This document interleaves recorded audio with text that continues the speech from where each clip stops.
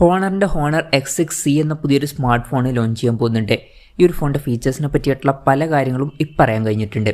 ഈ ഒരു വീഡിയോയിൽ നമ്മൾ നോക്കാൻ പോകുന്നത് ഹോണർ X6C എന്നുള്ള സ്മാർട്ട് ഫോണിനെ പറ്റിയിട്ടാണ്.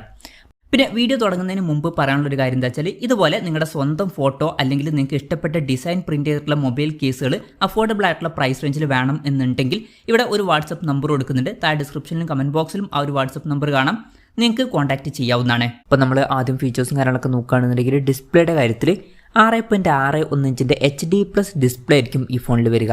അപ്പം ഇവിടെ ശ്രദ്ധിക്കേണ്ട കാര്യം HD റെസൊല്യൂഷന് വരാൻ ചാൻസ് ഉള്ളൂ. ഫുൾ HD റെസൊല്യൂഷൻ ഇതിൽ വന്നോളണം എന്നില്ല.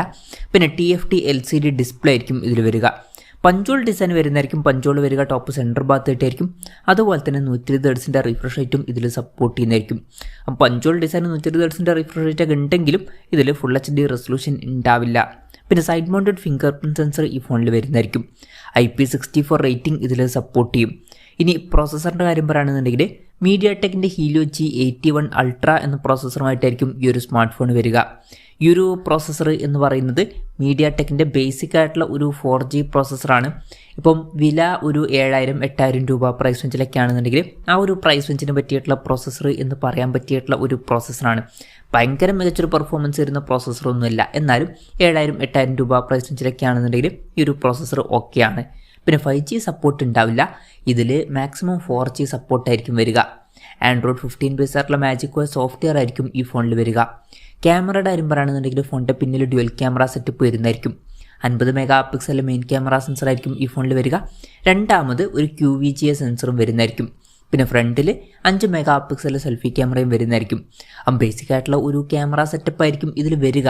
അപ്പം ബഡ്ജറ്റ് സെഗ്മെൻറ്റിലാണെന്നുണ്ടെങ്കിൽ ഈ ഒരു ക്യാമറ സ്പെസിഫിക്കേഷൻ ഓക്കെയാണ്. ബാറ്ററിയുടെ കാര്യത്തിൽ ചില മാർക്കറ്റുകളിൽ 5100 mAhൻ്റെ ബാറ്ററിയുമായിട്ട് വരുന്ന വെർഷൻ വരുന്നതായിരിക്കും. ചില മാർക്കറ്റുകളിൽ 5300 mAhൻ്റെ ബാറ്ററിയുമായിട്ട് വരുന്ന വെർഷനായിരിക്കും വരിക.